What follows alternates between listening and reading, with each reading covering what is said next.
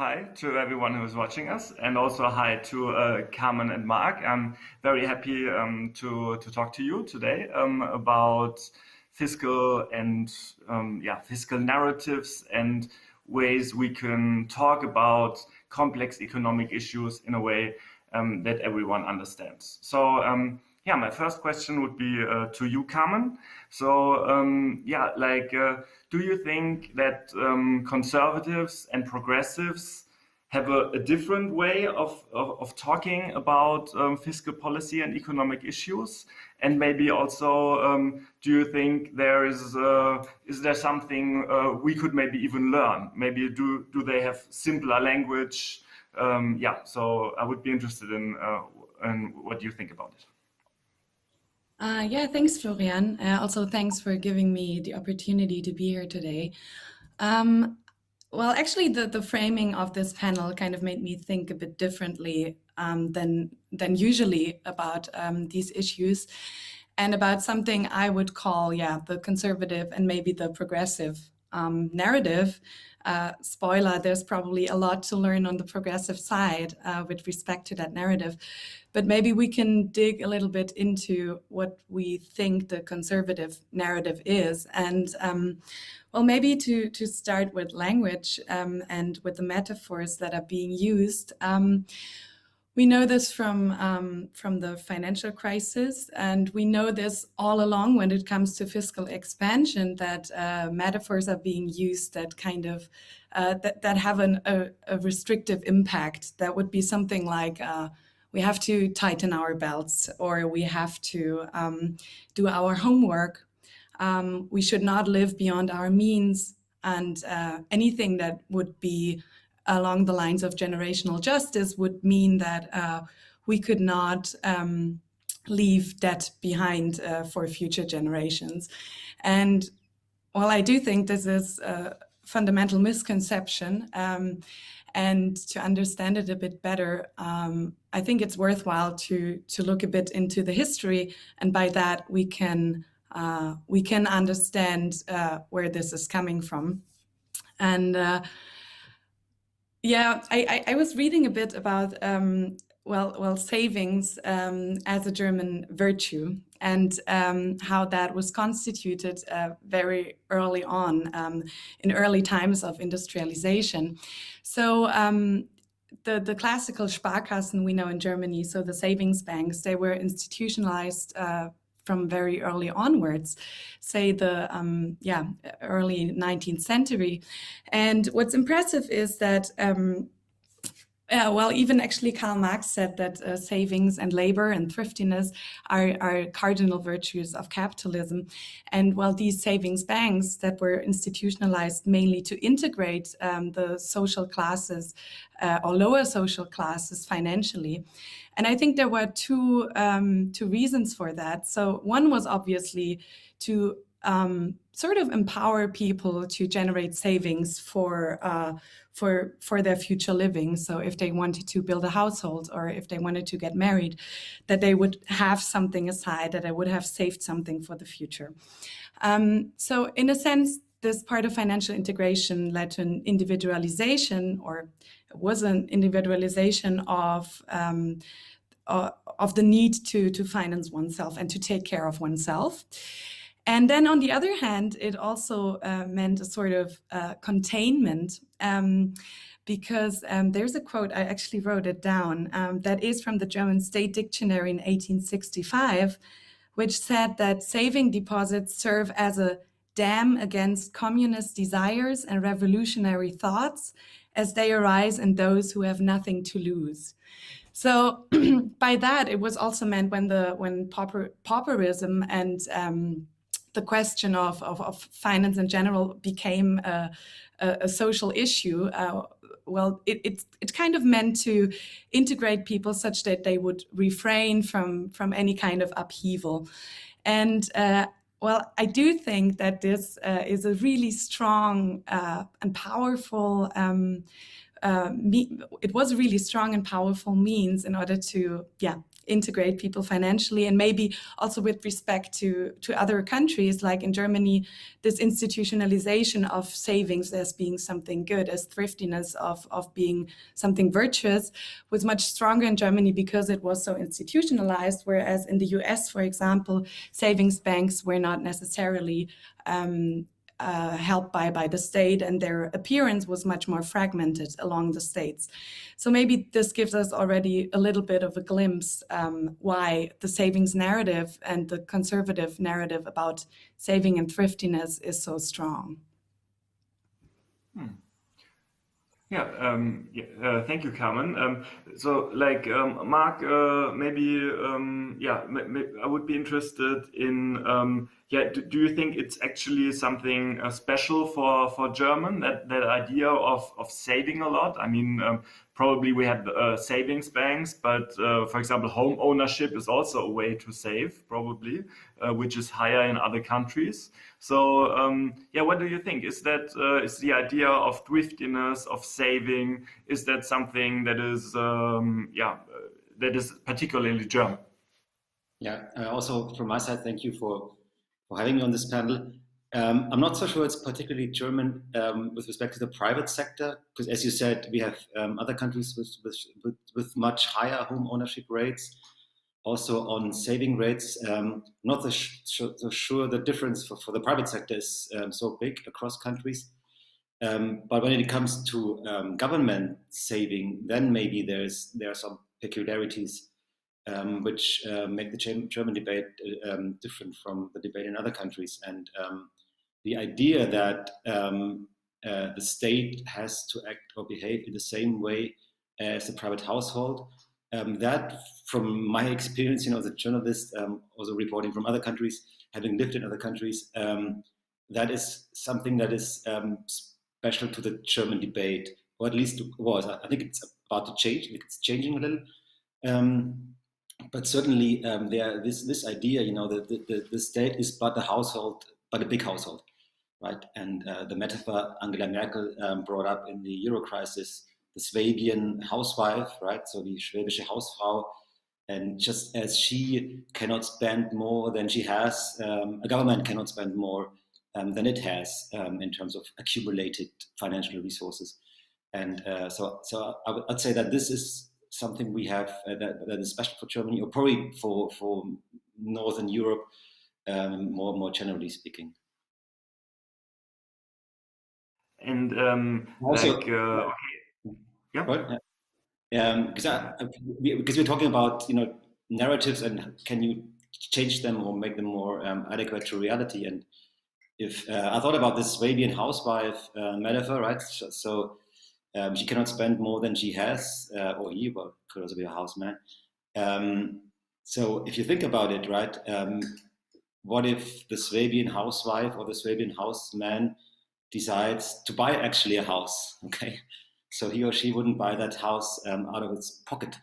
So probably he or she would take out a loan. So if we think about developing this metaphor, then the Swabian housewife becomes the true Swabian housewife or house owner wife, and then things change because you cannot buy a house with your pocket money. So there we probably get closer to where we want the debate on public finances also to be. Yeah. So what you did now is basically you try to assess whether the Swabian housewife allegory is useful in an economic context. But I'm also interested in the question, where does the allegory come from? And you said, it could also be a houseman.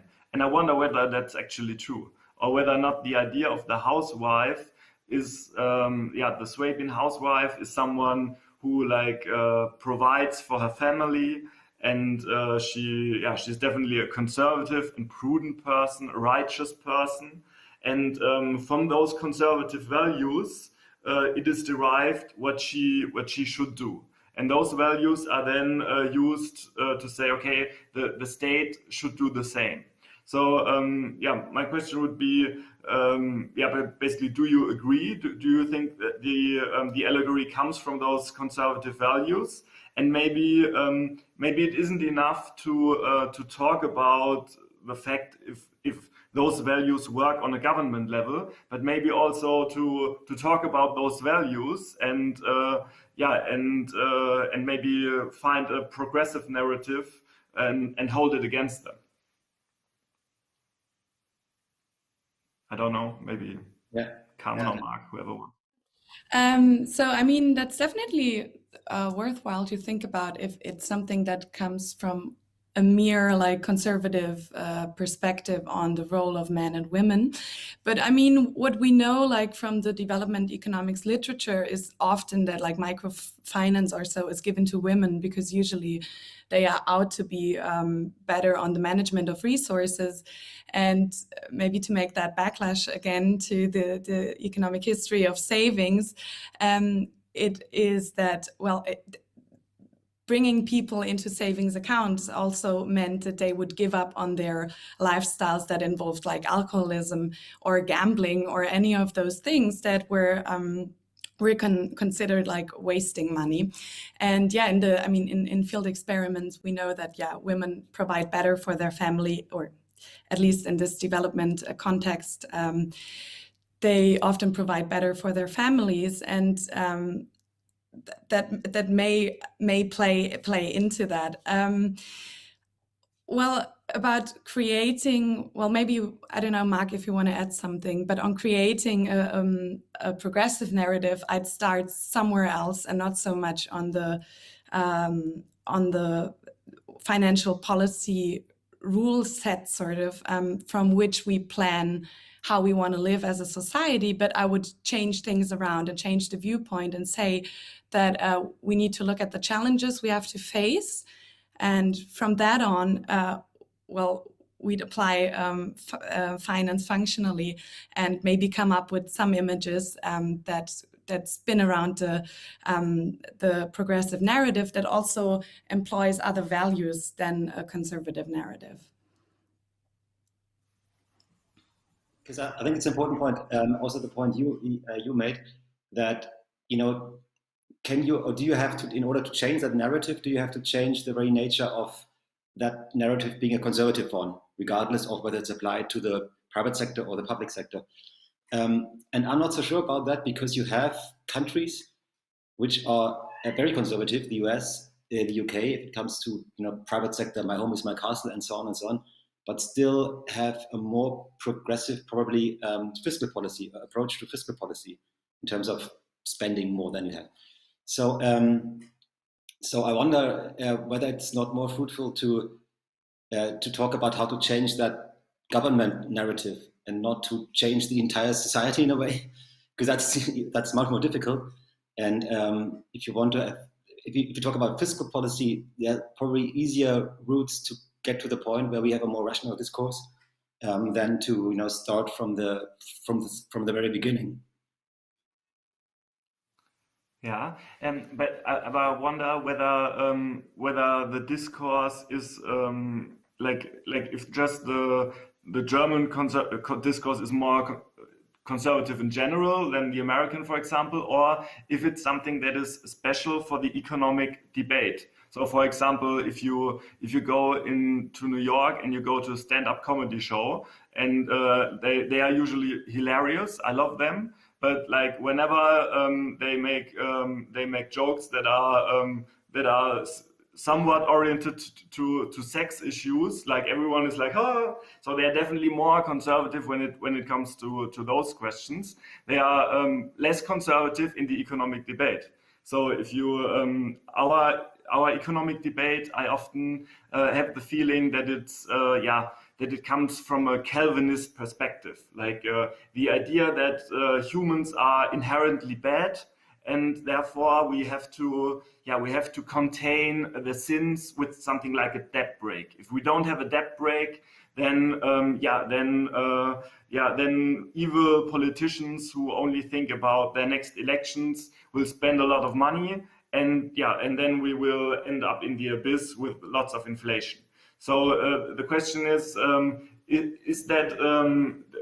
that something we have to tackle? Like, is it possible to have a narrative of of politicians who think of something good because they want to tackle the issues that are ahead, like financing the transition of the economy against climate change. Like, is it possible to create such a positive picture of what democracy can achieve, so that we are not afraid anymore of what the politicians could do if we give them a little more freedom by, for example, abolishing the debt brake? I may tap in here. So, Mark, I totally see your point. I mean, I was not trying to say that you need to change all values of society in order to be able to speak about progressive fiscal policies. I rather think that the mechanisms employed, and I mean, that those are usually highly technical, and the images they use often come from a conservative viewpoint. But that is not to say that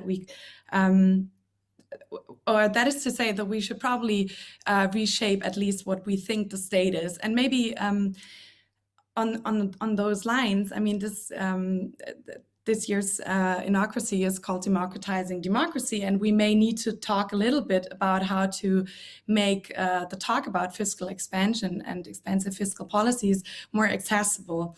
And I think what the conservatives do very well is to frame fiscal policies in a very technical way. That is to say, there are politicians, may they be good or not, but in any case, those are the guys deciding on a very technical issue we don't really understand. And if we want to make it more accessible, I think we need to find images that are more understandable and valid for, I say, normal people that have nothing to do with public finances. And maybe one mechanism how that technical language is employed. I mean, if we think about terms like austerity or so, I think those terms kind of they veil a bit, or they really kind of they mean that I use a technical term for something that has devastating social and economic consequences for certain people in society, for the lower classes mostly, or in the southern countries, the youth, for example. And I think it's quite important to be aware that if we don't provide the language for people to relate to what it means if the state spends money for our future, with respect to all the challenges we have to face, from the climate catastrophe to education, to digitalization and to demographic change, then it's very difficult to set up such a progressive narrative. Yeah, I totally agree. So you have to make sure that you have metaphors or narratives that are understandable. That's why I was talking about the Swabian housewife in that context. Everyone understands that if you buy a house, you need to take out a loan. So if the government invests, it probably makes sense to take out a loan. And not only this, I mean, there are many ways in which economic narratives conceal or shape the way we look at things. So to take another example, fighting inflation, right? So the standard, German thing you would read in the newspapers, not in our newspaper, but many newspapers, would be, prices are going up, the central bank has to step in and fight inflation. And this is presented as a win-win situation, as if there were no costs at fighting inflation. It's just, the central bank steps in and magically inflation goes down and everyone's fine and nothing else changes, which of course is not how monetary policy works. It works through depressing output, increasing unemployment. In the standard employer, you're more the expert here, increasing unemployment, and then we're talking trade-offs. And you can still argue that it's worthwhile, fighting inflation and accepting higher unemployment and lower output, but at least you have made clear in this argument that there is a trade-off. And this step, if you're a normal newspaper reader, you aren't aware that these kind of trade-offs exist. So I think this is another example where it would be really important to just by educating people how economic policy works, to make clear that there are choices, and politics is about choices. And I also wanted to make this point, or act on the point you made on, politicians are evil creatures, right? So in a way, that's an extreme version of political economy, Anthony Downs type stuff. The politician is only here to maximize his or her voters in the short term. And I think there's some truth to it. Knowing politicians, of course, it's about getting re-elected, but it's also overly simplifying. And maybe in the history of thought, this idea that that is the only thing that drives politicians has been over exaggerated, and it is now still shaping our discourse. That you must not trust any of these guys. Create rules, balance of power, countervailing powers, so that they don't take all the money and run away in a way. And I think this really is also poisonous for the public debate, because it basically undermines any sense of positive uses of power in the Hannah Arendt sense, maybe, so that you get together, decide upon your collective actions, decide as a society what you want to achieve. But this presupposes that you can actually trust the agents you are entrusting with carrying out what you want to do, i.e. the politicians.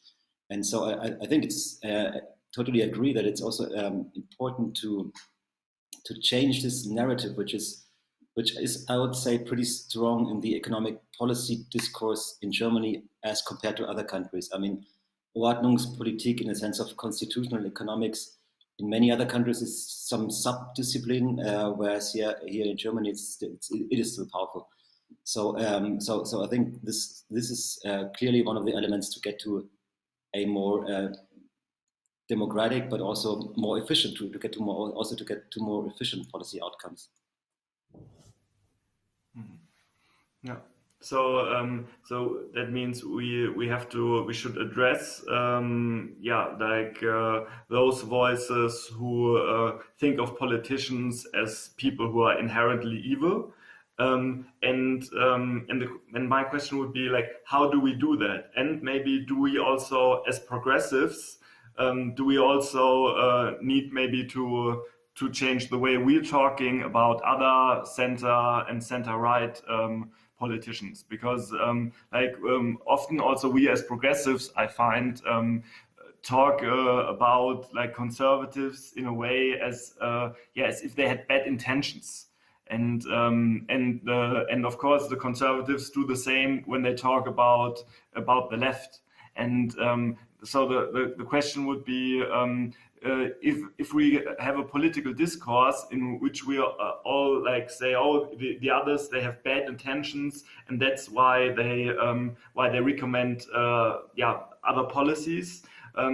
Maybe is that kind of discourse also the root of the idea that people think, oh, politicians are evil, and they because they also talk about each other as if they were evil. So maybe would it also help if we talked differently to our political opponents in the center and the center right? I'm not talking like extremists, but like CDU people, for example. I definitely say that it is highly unattractive if politicians are very self-referential. So it is not interesting, whether it be within parties or between parties, if no content is discussed, but people evolve around each other, criticizing what they've been saying, but not really bringing forward the discourse. And maybe that's something the progressives have lacked in the last time, to kind of create a positive counter narrative that does not only criticize the conservative narrative, but that kind of takes the values we have as progressives and puts them at the forefront by like showing solutions and showing images that are more worthwhile. And I think that could definitely help to democratize the debate. And when I speak values, I mean, the Swabian housewife is so interesting because it is a merely individual approach to a collective problem. And the idea is that we can use that individual lens in order to organize a state, so a collective. And I think a progressive value is always like solidarity and unity in that. And the ability also to be functional as a collective and to make collective decisions, not only because it's a value by itself to have everyone on board, but because these outcomes may be better, and they may be better for those who have to bear the consequences. So what we have to create is a more collective narrative of what the state is, what the state does, and how public investment, for example, benefits all of us, some more than others, but definitely, and especially those more that would kind of adhere to the collective thought. But in any case, reframing the state to something collective that is made up of each one of us. Yeah. And maybe Mark, do you have you also have lived in other countries where you said the economic discourse is a bit more progressive. Do you remember maybe campaigns that have achieved what Carmen just proposed? That is like a positive narrative and about economics and what politics can achieve with economics, where that has worked. So like maybe like a positive example we could look at. Not aware of campaigns, but certainly the level of policy advice and so on seems to be more advanced in, say, the US and in the UK. But then again, you look at political outcomes and you wonder, right? I mean, is the US a much more progressive country than Germany? Is the UK? So you have all these top-notch schools and economists, and they are superstars on Twitter and everywhere else. But then you have a totally shitty government, in a way. And you have Brexit, and Donald Trump became president. So maybe there are also limits to what you can achieve with economic policy advice. But the point I also wanted to make is that if we talk progressive economics and look to other countries like the US or the UK, I think it makes more sense to talk about progressive macroeconomics, because in many other policy areas, I'm not so sure these countries are really more progressive than Germany is in competition policy, social protection, and so on. There, the northern countries, in the North-South EU divide, usually have much more generous welfare systems than the southern countries, which have a more progressive macroeconomic debate. I mean, there's also this remember this talk about whether there's some logic to it, right? If you have, I mean, this is what an Ordnungspolitiker would argue now. If you have a well-defined social protection net, you can afford a slump, a macroeconomic slump, easier than if there's nothing. Like in the US, you just die if there's a recession goes on for too long, you die. You're hungry, or you go hungry at least. In Germany, this wouldn't happen. It will not happen. So this might be one of the reasons why, because automatic stabilizers and so on. So this might be one of the reasons why there's less talk of, or this discretionary element of economic policy making isn't as developed as it is in the other countries. So this was the descriptive part. And in my ideal normative world, we would combine a well thought through welfare state with a progressive macro policy, so that you don't have slums, but still you protect your people. Yeah, it would be probably not in our best interest to abolish unemployment insurance to become better macro politics. But a very interesting point of view. That so probably if you don't have like unemployment insurance, then crisis comes, then you have to have at least a good macro stabilization. Otherwise, you would have political unrest. So yeah, that's yeah, quite interesting. So, but what you said, what I also found interesting is definitely the US and the UK. They have like the bigger think tanks, and like they have lots of super smart people.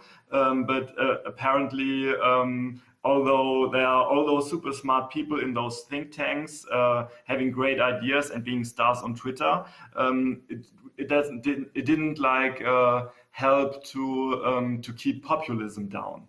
So, Carmen, do you have an idea why that is the case? So, like even if you have like apparently a good economic policy debate, apparently that doesn't necessarily need to, for example, more progressive, yeah, micropolitics in a sense of like having a more distributive state.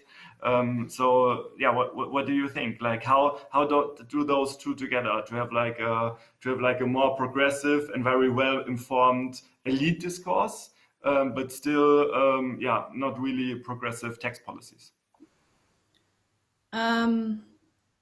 So probably both. I mean, the term populism, I think it's a bit difficult to apply because it's a very broad term that can mean a lot of things. That can mean the rise of Donald Trump, and it can also mean that you could also refer to the movement of Bernie Sanders, for example, to tell what populism is. But then I would say I'd feel that Alexandria Ocasio-Cortez, for example, the Congresswoman, uses sort of populist language in order to convey the message of progressive economic policies. And she would do that by employing very simple images and using very simple examples that are approachable to people and that reference the own vida and the own life to what is happening politically. So in that sense, I would state that this kind of populism is something that is, well, useful to democracy because it democratizes the debate on otherwise very, very technical terms. And with respect to think tanks, I mean, I think, I mean, in Germany we have you guys from the Dezernat Zukunft. We also have Fiscal Future. We have certain players and think tanks that try to dig a bit through fiscal or progressive fiscal policies and explain them to a broader public. But I'd still think that this is very much an offer for people well, that are interested in financial and economic policies and that may have the ability to step through a more or less technical paper. And so I would in that sense argue that you need both. You need you need a better technical grasp on these things, but using easier language, which think tanks usually do. But in the political realm, you probably also need some images and very approachable scenarios and metaphors in order to convey that message.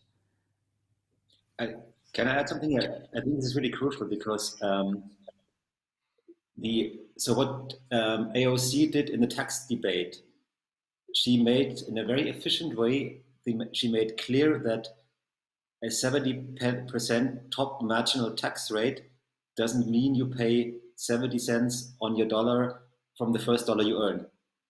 Now, you know, if you're an economist or interested in economics, you would say, oh, obvious, you know, everyone knows this. No. So if we talk about the top marginal tax rate in Germany, if you're just, you know, the regular newspaper reader, you get the impression that you pay 42% if you're in the top tax bracket, that you pay 42% on every euro you earn. Because the difference between, of course, the marginal tax rate and the average tax rate is not spelled out.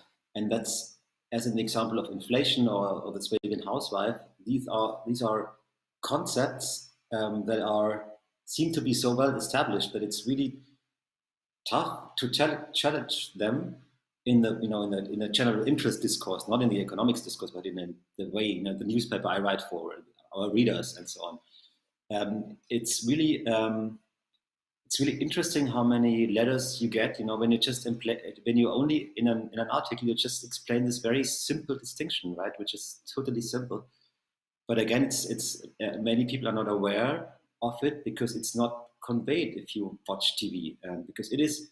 It requires a little bit of thinking on terms of the author or journalist to make this extra step, and most people don't like to do it because on TV you only have 1 minute or 30 seconds. In a newspaper, it makes your article a little bit more complicated, so you better skip it.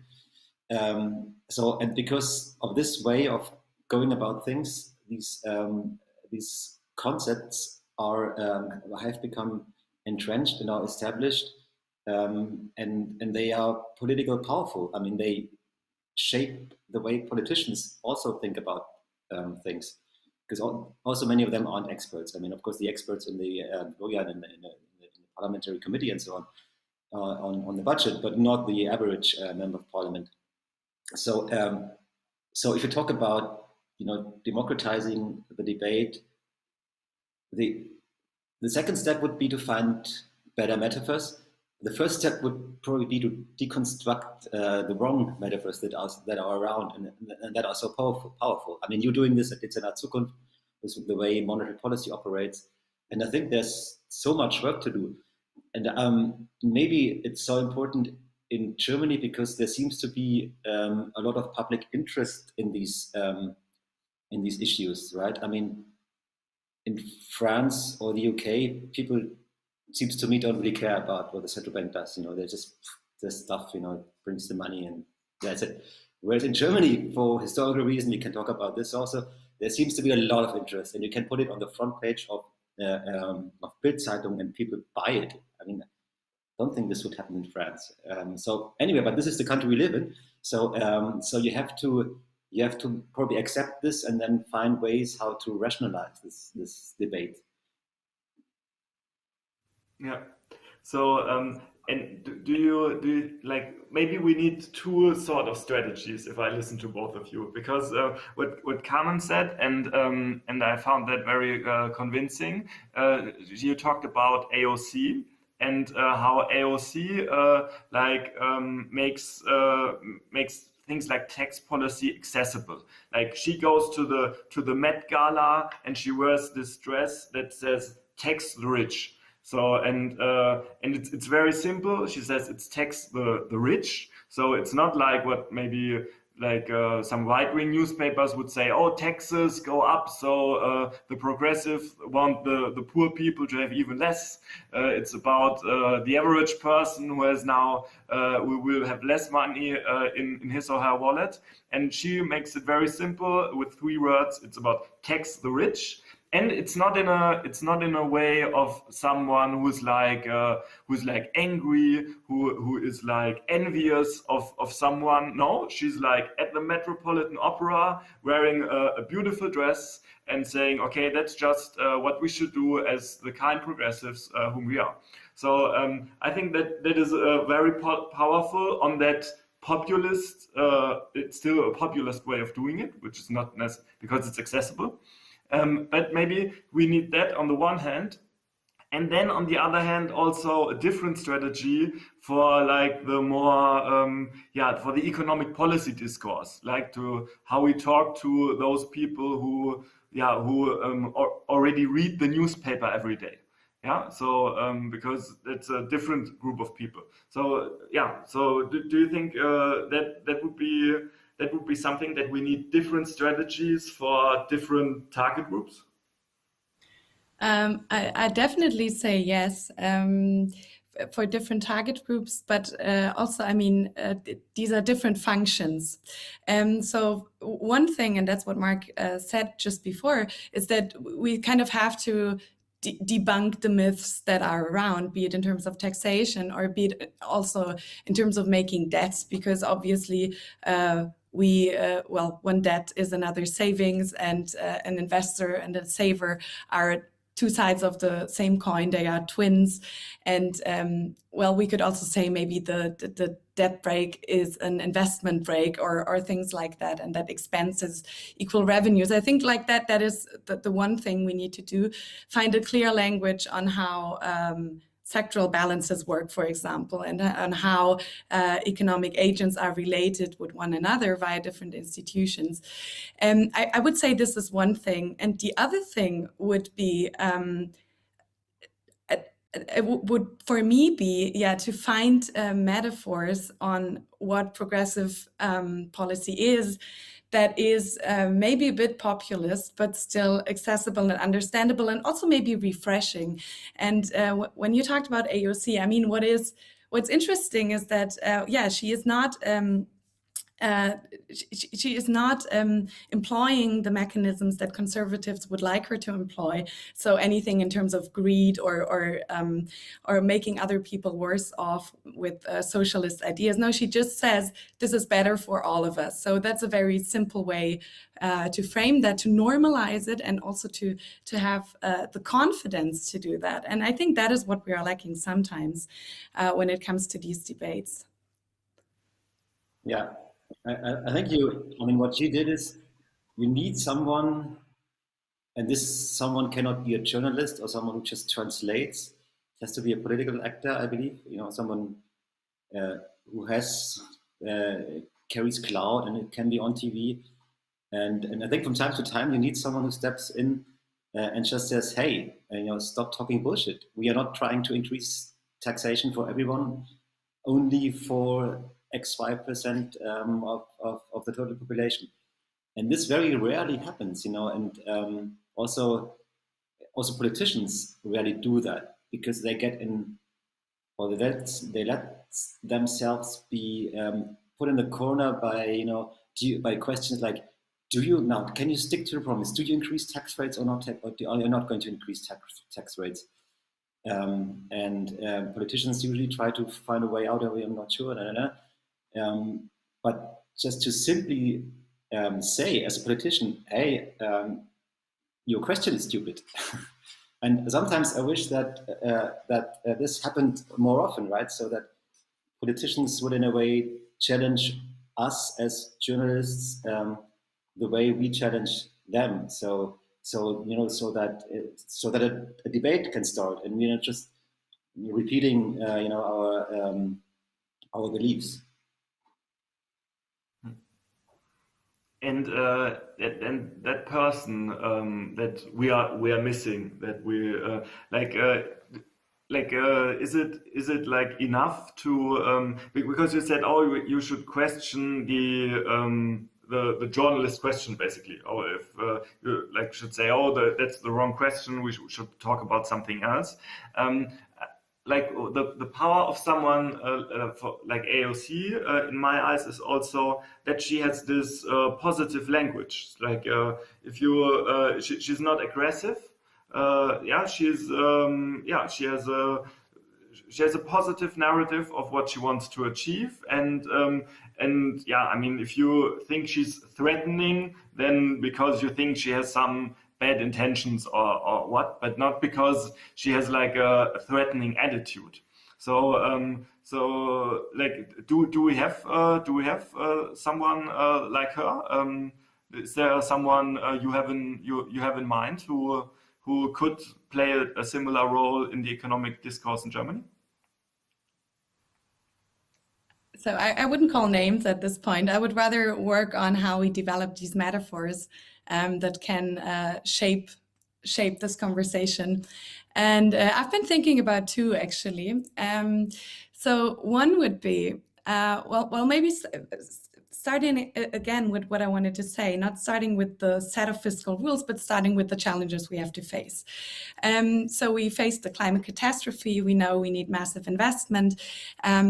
We have to digitalize schools and institutions. We have the demographic change. with the corona crisis, we had sort of a bad impact, especially on lower classes with respect to education.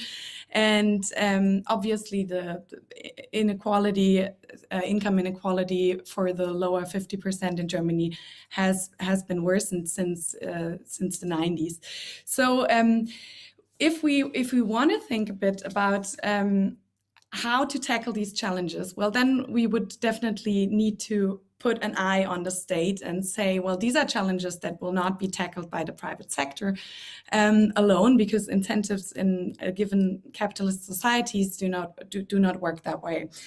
And well, if we were to employ an image I thought of and I really like, we can think of all the infrastructure that we have, all the bridges, lanes, rails, schools, houses, everything that is owned by the state, all the capital stock we have is built by former generations, and we are using this. This is what is our common capital stock in a country. And if I think of the state as someone that is representative of me or is shaped by me as an individual, I form part of it because we live in a democracy. Well, I say that there is a type of collective fortune that is managed by the state, and that is maybe different to the individual fortune I can acquire.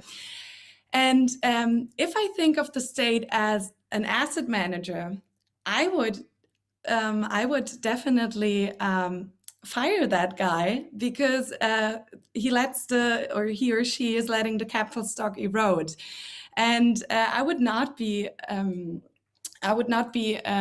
happy with the performance of how our capital stock is treated and how we create and maintain value as a society.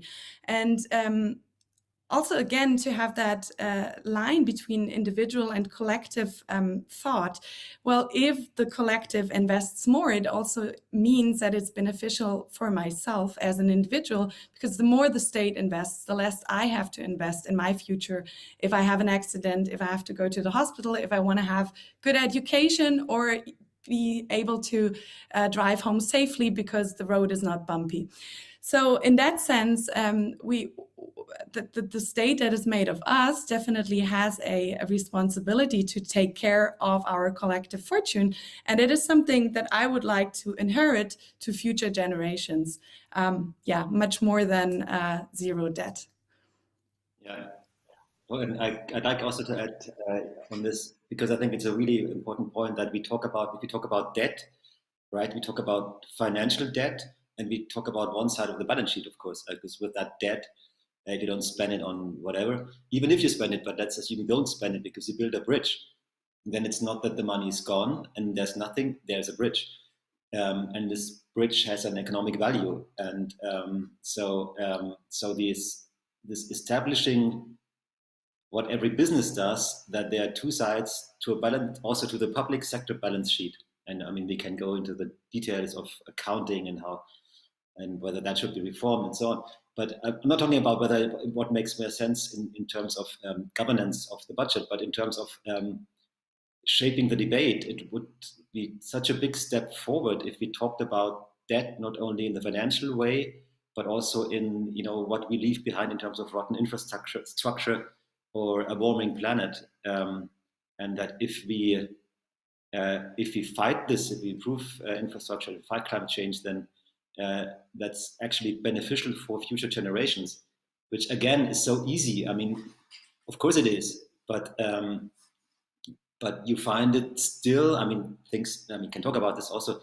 Things. I have the feeling that things are changing a little, but still you find it rarely in articles or TV contributions on budget negotiations, right? I mean, they're all about who gets what and will the debt limit be achieved or not?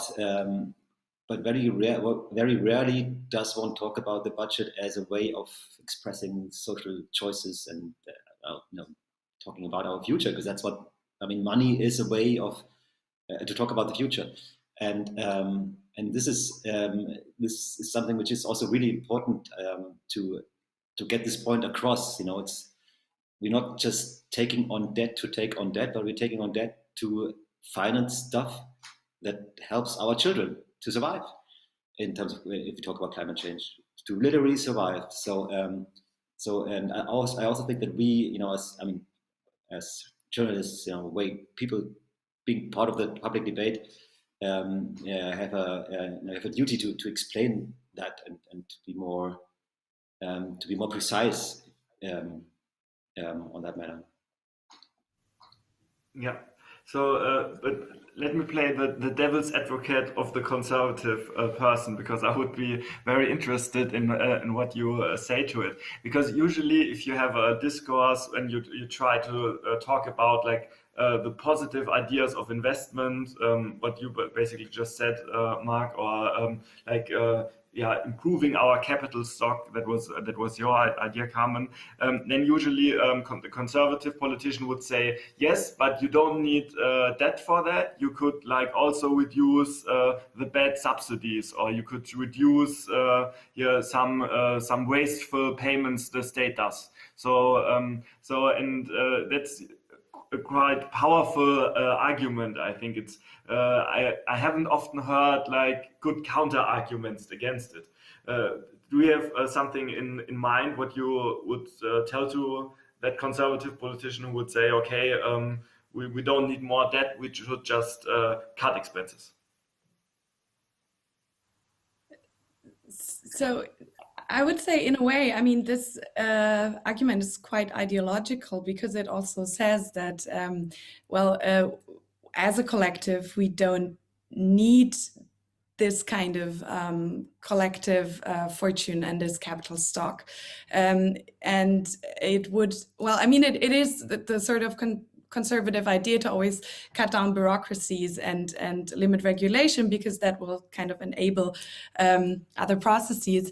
But that is also probably because the conservative narrative that is pretty much based on the individual would always not require that big amount of a collective good. Because if you have a car by yourself, you don't need public transport. And if you, I don't know, have a swimming pool for yourself, you don't need a public swimming pool.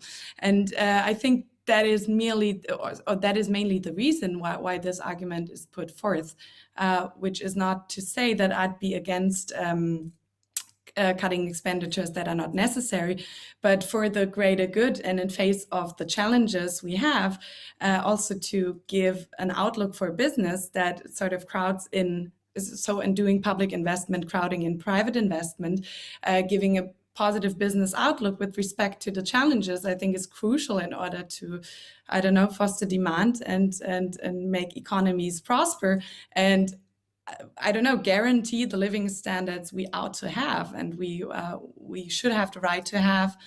I think that's how I'd answer that. I would, Florian, maybe say to a conservative politician, yeah, you're right. In an ideal world, it would be better to cut stupid stuff and use the money to finance investment, but we don't live in an ideal world. And so we are into second best.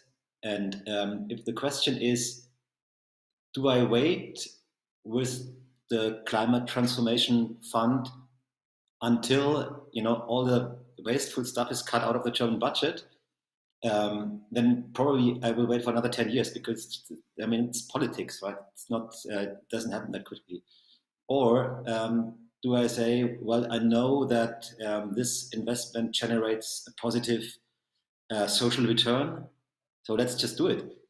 And let's talk about the wasteful subsidies later. They are wasteful, they should be get rid of, but number one priority, so say if I was the finance minister of that new coalition, which we'll be hopefully seeing soon, then I would say, number one priority is, get that transformation going. And if it costs money, just take out that money, just like the Swabian housewife or man takes out money to buy the house. Yeah.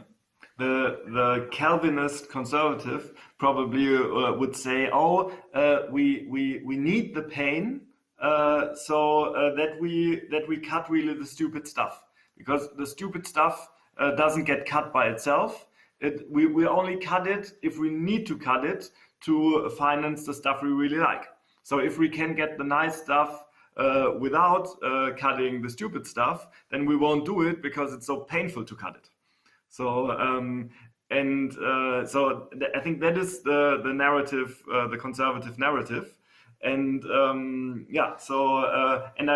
think it's Calvinist in that sense that it thinks, oh, the politicians they aren't inherent, they are inherently bad, and they only do stuff if they really need to. And do you think there's some truth to that narrative, or can we debunk it? Maybe, I mean, the question, does it need to hurt, right? One more image I was thinking about, maybe to get across this a little bit. Since we're talking democratizing democracy, maybe we need to also, with respect to the collective image, we need to think a bit more of the state as made up of each one of us. So being sort of a greater body, and each one of us constitutes a cell. And at the heart of it is democracy. So democracy is what's at the heart of our state. And I mean, the heart is necessary to make the blood circulation go, to fill our vessels with blood. And usually you get oxygen filtered by your lungs, and that will bring fresh blood to all of the cells to regenerate themselves and reproduce themselves.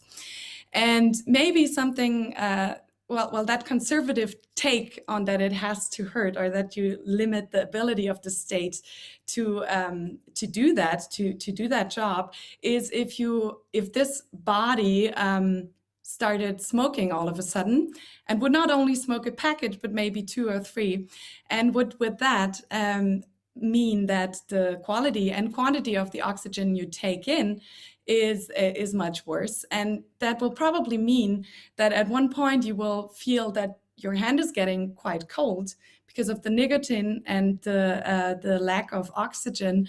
Some cells are, the vessels kind of tighten and you don't feel your hand anymore.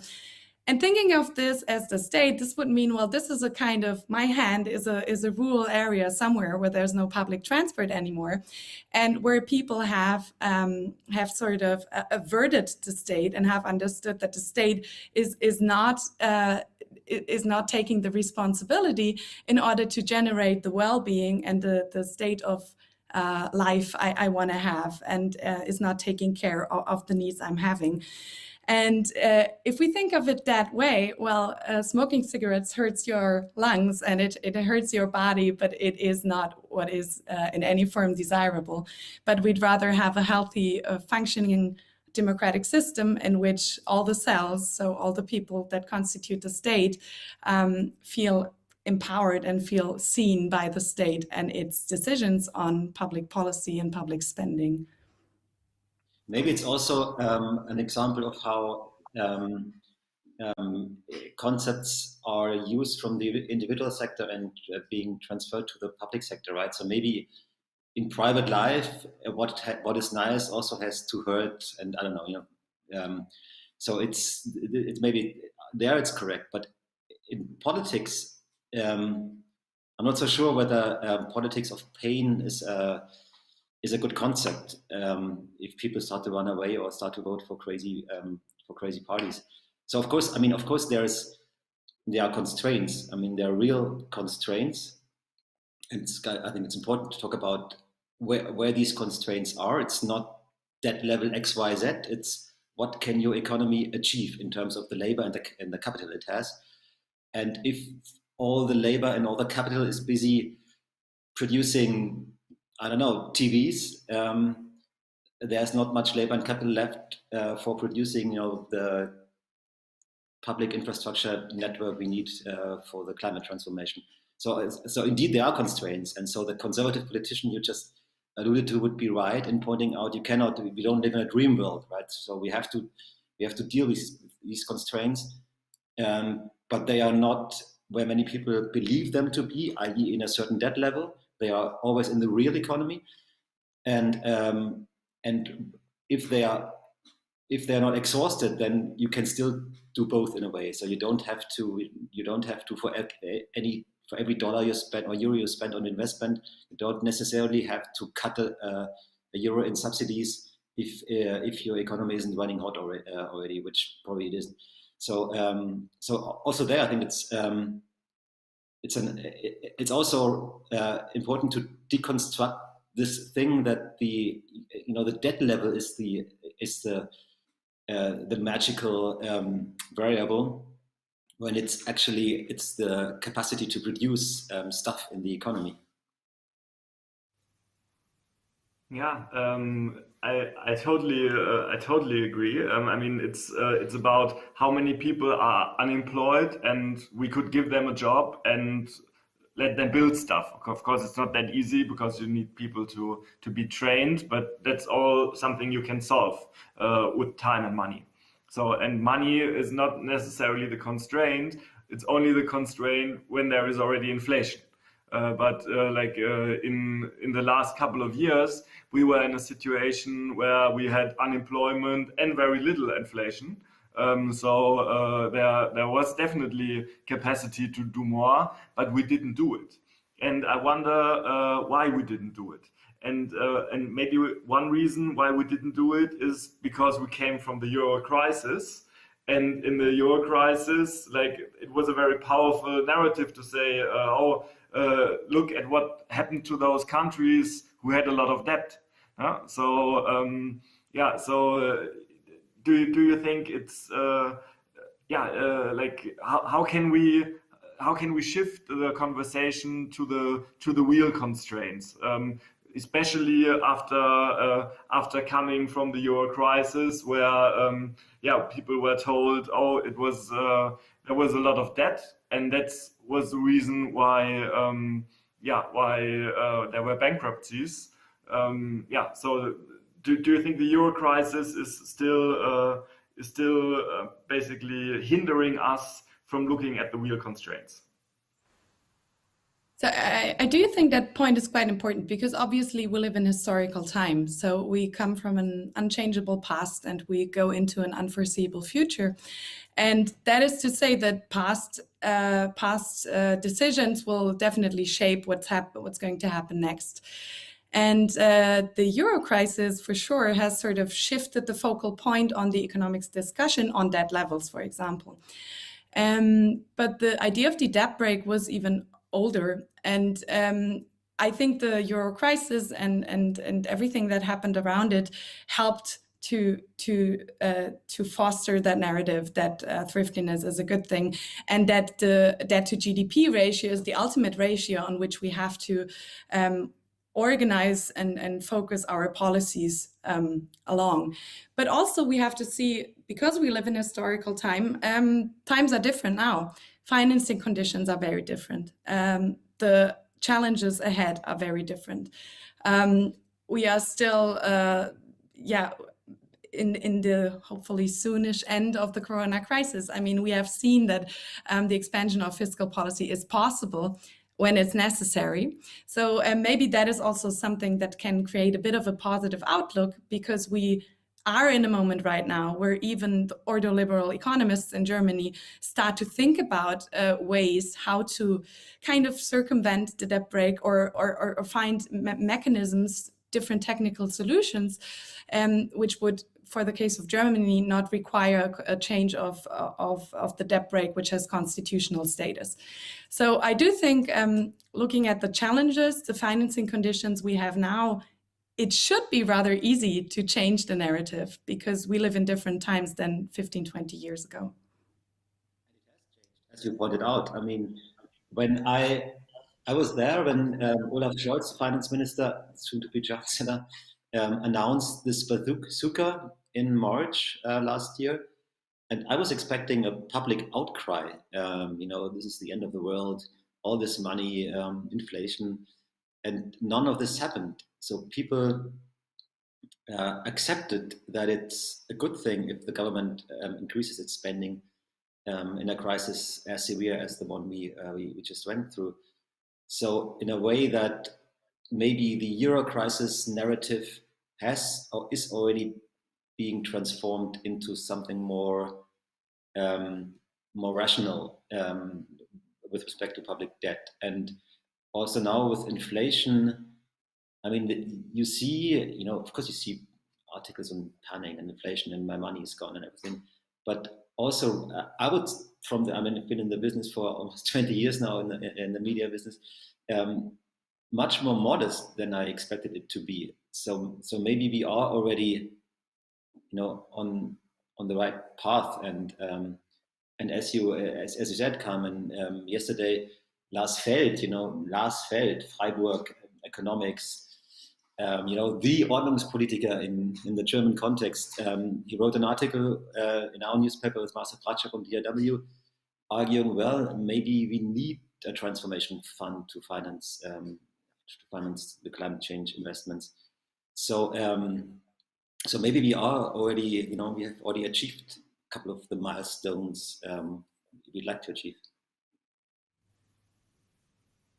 Yeah, like, I mean, I definitely think that the discourse has shifted from 5 or 6 years ago. And as progressives, it's often, I feel that for progressives, it's often hard to say they have achieved something, because as a progressive, you want to achieve something, and therefore you can't really say that the present is better than the past, or at least sometimes people are afraid of doing so. But I think the German discourse definitely has shifted already to one that is maybe less conservative just than it was a couple of years before.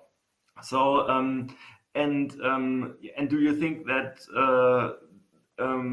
like the idea of someone like Glasfeld, that he says, okay, we need investments for transformation. Will that also help us to look at European fiscal policy in a different way? Like will we be able to say, okay, we don't only need a transformation fund in Germany, but maybe it would also good to allow Italy more expansionary fiscal policies? Or do you think that when we will see new households in Southern Europe in the coming years, and they will probably be not as frugal as some economists want them here? Do you think we will get like a discussion like in 2012 and 2013 again? Or did the discourse, who has already improved, like, will that also help us in the future in similar discourses? Mark, what do you think? I'm still thinking about it. I think in Europe it's always more difficult than in the European context. It's always more difficult than the national context, because it's very hard. It's very difficult to argue with if your government gives you money, right? So if you get Kurzarbeitergeld, so the short-time work scheme, who will say no, we don't need this? You know, don't give me the money, please, let me be poor. In the European context, you always have this narrative. You know, we are helping lazy people in the south, and you can never totally get rid of this narrative, I would say. But also there, I see some movement. I mean, even in the debate on the reconstruction fund and the European budget, this was supported by the CDU, the idea, and it was quite a step for the CDU to support this, and even conservative Rehberg, you know, conservative members of parliament supported this and said, you know, we are in a special situation. We have to show some kind of solidarity, and it's also in our interest. And I also did not expect this to happen, but it happened. And also there, Lars Feld played a role again, because he also sort of cautiously supported the idea that maybe we need to do more. And for me, it's always interesting to watch him, because, you know, if he moves, then conservative or liberal members of parliament, for them it's easier to move with him because he said it. So so he's, in a way, he shows you where the mainstream center-right discourse is heading to. So I'm also a little bit hopeful that some of the changes we just talked about are also happening there, albeit on a smaller scale. And do you think there is a more of communication between like progressive economists and conservatives? Because like you said, like Lars Feld now not changed his mind, but like came up with a proposal that was surprising to come from him. So do you think that like maybe we talk often about the negative aspects of social media, but maybe Twitter and the fact that you can read the ideas of everyone, does that maybe does that help? Do you think we can learn from each other also in those forums, or are they only self-referential and we only retweet the people who already think the same that we do? I mean, I'd say they are at least partly self-referential, but at least they are public so that others can join the debate. And they can join the debate without having had a name before or having had a degree from somewhere. So I think that's definitely positive, at least in the economics discipline and as far as I see it.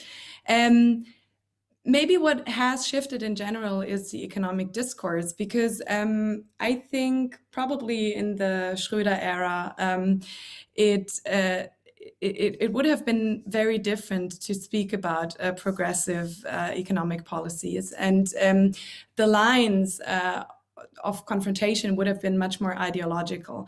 Whereas I think as of today, we are all quite capable of looking at empirical data and see where the problems lie and see what we have to do. And we start from looking at data, at developments, at stylized facts, and then we start to discuss them.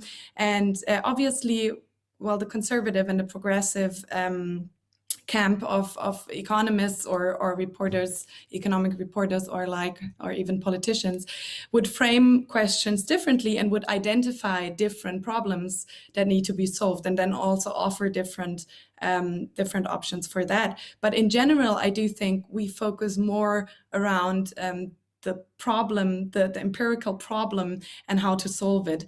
And especially now with respect to the corona crisis, I mean, we see a lot of movement, and we've seen very different proposals on how to be able to, or how to empower the states to be able to react to these challenges and shape our future.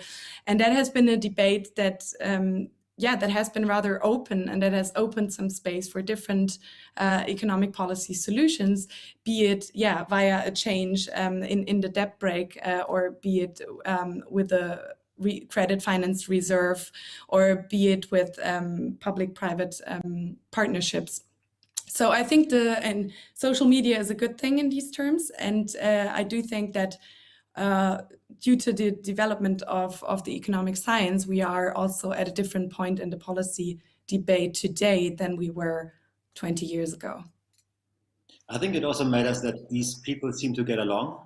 So the economists that are relevant to the public discourse, so they are younger, so there's been a change of generation. Clemens Fuß at IFO is not Hans Werner Sinn. I mean, he's still conservative, but he is he's just from a different generation. I mean, he lived abroad, studied abroad, everything. So the finance ministry played an important role with these organizing these roundtables with economists during the corona crisis. So these guys, they met and they discussed the proposals. So and that led to a situation where, despite the differences they still have, there seems to be an ability to conduct a rational debate about them. And I think this is really progress.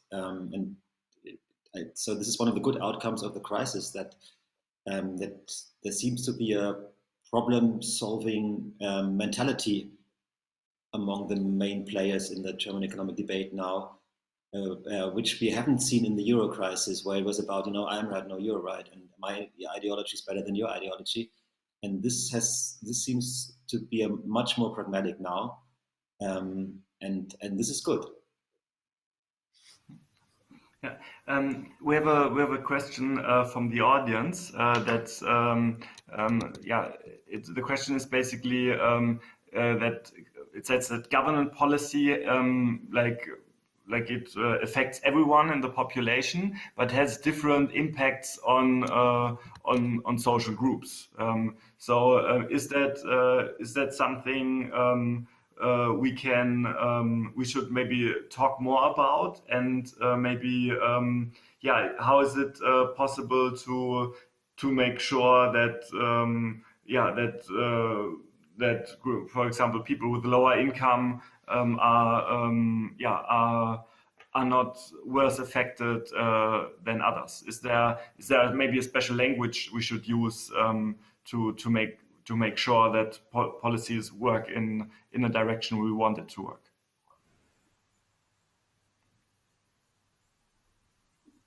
So, for example, let me make an example. If we have, for example, a politics or policies that lead to an unemployment rate which is a bit higher, then usually also the salaries of poorer people like they will increase not that much, because people are kind of desperate to get a job. If we use policies that are oriented at real constraints, and we drive unemployment down, then, and that's something actually that we can see in the US in the last couple of years, the people in the lowest income deciles had much higher wage gains than people in higher wage brackets, which hasn't been the case for like 20 years or so. So yeah, is that something we should maybe talk more about how something that seems to be prudent maybe has bad effects on some groups in the societies? I mean, I think that the deal is that every kind of economic policy and financial policy will have one effect on some groups and another effect on other groups. I mean, just like globalization has produced winners and losers, every economic policy will have that, and that is sort of the trade-off we have to face. And that is also gearing the question a bit towards to whose ends are we making this policy. And I think there's a definite need to be more transparent about that, which groups will probably benefit more or less from a certain policy. In general, I would say that, I mean, every kind of general provision that aims at improving our infrastructure networks mobility will also lead to a higher and greater social mobility. And better equipped schools, for example, more digitalized schools will allow for students also from poorer backgrounds who cannot afford a private teacher to go through the contents again, will enable this student to keep up with his or her comrades. And in that sense, maybe the responsibility of economic policymakers would be geared much more towards spelling out who's going to be affected positively, who's going to benefit. And maybe that is also a credit we can take as progressives, that most of the proposals we have are beneficial to most people, or to at least to the greater part of society. And maybe that's a message we need to convey more confidently. And on the other hand, the opposite would also be true, that if there is clear-cut policies for very specific or elitist group of society, that we have to spell that out if the others don't. I think it's one message here is also be honest about the distributional impacts of your policy. So if you talk about minimum wage, right, or I don't know, animal protection in the area of other policy areas, or higher prices for imported goods and so on. It will have, of course, this distributional impacts, and And if the minimum wage is 12 euros, it's not cheap. Labor isn't as cheap anymore. I would argue it could be even higher, but still, I mean, this is a relative change of prices, and so you have to, I guess, convey the message that we don't do this because we want to make it more expensive, to like have your pizza delivered. We do this because we believe, this is it's better to live in a society where everyone can live from the job he or she has, live a decent life, than to not have a decent life and spend X, Y, Z billions to subsidize the wage. So I think of Switzerland, right, where you have, I think the minimum wage in Zurich is about 4,000 euros, 5,000 euros. Of course, it's expensive to go out for dinner there, even if you earn a lot of money. But maybe it's a better way of organizing a society where, from the bus driver to the whatever investment banker, there are still differences, huge differences, but it's not that there's this extremely low wage sector we used to have in Germany. I mean, this is also changing. I think the low wage sector is shrinking, or has been shrinking in recent years, if I remember the statistics correctly. So, but so also as with fiscal policy, there's a way of looking at society that lays behind all these economic policy wonkish questions. I mean, we don't do this for the sake of it. We do this because we think there can be progress in the way people live together. So maybe because we're in the last 10 minutes, are there some metaphors you personally use when you talk to non-economist friends that you use and you find useful for explaining? I mean, is it maybe something? Probably, Mark, you have written it down probably already, but are there some metaphors you think that are particularly useful and that we should try to use more often? I can only think of things we shouldn't use. So we shouldn't say the central bank pumps in money into the economy, because then the question obviously is, where's the money? I haven't seen any of that money. So and there are many examples of this. But I mean, you wrote a very nice piece about this. The challenge, of course, in the public discourse is you don't have 3 or 4 pages. You have to convey this in a paragraph or so, and then it's getting extremely difficult. And really, since the first article I wrote, I'm struggling with what are the right, especially with monetary policy, because it's so important and so counterintuitive in a way. And what are the right ways of phrasing this without resorting to this hydraulic metaphors which lead you to the wrong path? I mean, they just lead you somewhere where you don't want to be. Or you lose the argument. And so unfortunately, I can't think of a metaphor. The only thing I can say is you need just more space, and you have to talk to your editors-in-chief, or if you're a TV guy, to the person who allots slots or runs talk shows. Invite people and give them the time to explain what is going on, and ideally don't use a metaphor at all, but just explain, step by step what is happening. And this would be it would be so good. So I'm dreaming of this Sunday evening talk show on the ECB, right? And there are people from the right side of the debate and left side of the debate, but they have the good people, and they have the time to explain to the ordinary TV viewer what is going on. I'm not so sure how many people will watch it, but something like this should happen. Yeah, I think it's quite important to have a sort of open space about the debate, just like Mark said, and maybe, what I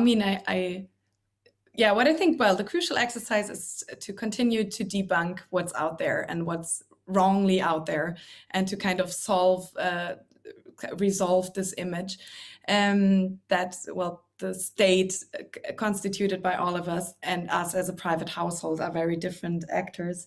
And I mean, in a way, that image of a body I mentioned earlier, to me, it also means to bring back the idea of collectivism and democracy in an area that seems so technocratic that people often step out. I mean, I do observe a lot that people feel very feel very confident to speak about social policies or maybe labor policies because that affects them directly. But as soon as it comes to finance and economics, most of them would not be confident enough because they don't find the right words, and they say, well, I don't really know what's going on, so I won't even start. And I think that's definitely something we can maybe shake a little bit if we speak more vividly about economic policies in a way of a body, or in the way the state as a body, or if we think about well, the capital stock and the state as an asset manager. And these images help, but also I think what is already out there and what we even need more is sort of collective action that really leads to financial education. And there are several progressive economists that have YouTube platforms, and there is think tanks that try to convey that message. And maybe we should actually add a bit of urgency to it also. And maybe we need something like Fridays for Fiscal Future, or like maybe we need a bit of a movement here as well. Fiscal Future, and they are actually amazing people. So I'm not sure if you're following them. Anyone who watches us now, I highly recommend to follow them. I think they are doing tremendous work. But yeah, so what I think, what I thought about is, do you know maybe Patriot Act? Patriot Act is on Netflix, a show by Hassan Minhaj, and he's basically a nerd, like a very cool and good-looking nerd, but he's like definitely like a nerd in the sense that he likes to show graphs and explain stuff. And he does it in a very fun way, but he does it in a fun and deep way. It's very entertaining, but it's much deeper. And he has like not only an op-ed, he has 45 minutes for his whole show. And he's really able to explain stuff in an entertaining way. So I think it would be amazing to have like a fun to watch TV show that actually you want to watch, and that's not only about economics, but maybe about all kinds of different issues. And you had someone who explained it to you in a similar way. I think that would be amazing. So if anyone watches from a TV station or from Netflix, then yeah, I'd love you to start something like that in Europe also. Yeah, so we're coming to an end. Yeah, then maybe so then we yeah. So is there something you think that in our progressive discourse, is there a last thing you want to point out? Is there something we should improve? Is there a last point you want to make? Yeah, I'd probably finish with also, firstly, I really enjoyed this conversation. So thanks a lot to the organizers and you too. Well, I think there are many ways in which we can tackle the conservative narrative, and each of us will have different qualities. Some may have the better potential to explain technicalities in simple terms, and others maybe have a sort of fun and nice way to convey a message, and by that will help this out. And others may produce great videos, and others may explain something on a radio show. I do think there are very different ways and potentials how we can convey progressive economic policies. And maybe we had a great start today. And yeah, I hope to be in the loop for further discussions on the issue. Thank you. Yeah, I also enjoyed very much talking to you guys. for me, when I think about it, it's always important to go to the real thing. Do away with the concepts and try to understand what is the real thing these concepts are trying to grasp, and then start from there. And I not necessarily want to push a progressive agenda here, but I think Paul Krugman once said that truth has a liberal bias in the US sense of liberal. So nature and science is in itself progressive, I believe.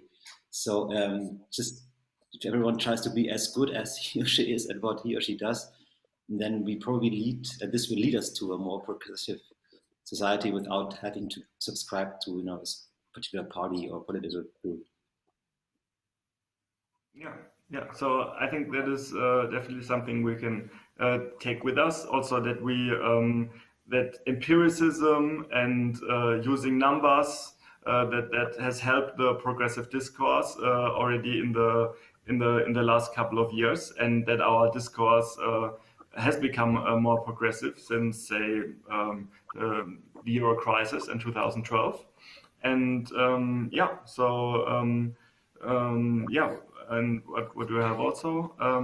And of course that we should talk about the positive aspects we actually want to achieve, and have like a more maybe offensive narrative, instead of trying only to debunk the myth, which is probably important for some of us, like me. I love debunking myths, but maybe it's not what a politician should do. They should basically have a more optimistic and forward-looking narrative of what they want to achieve with that.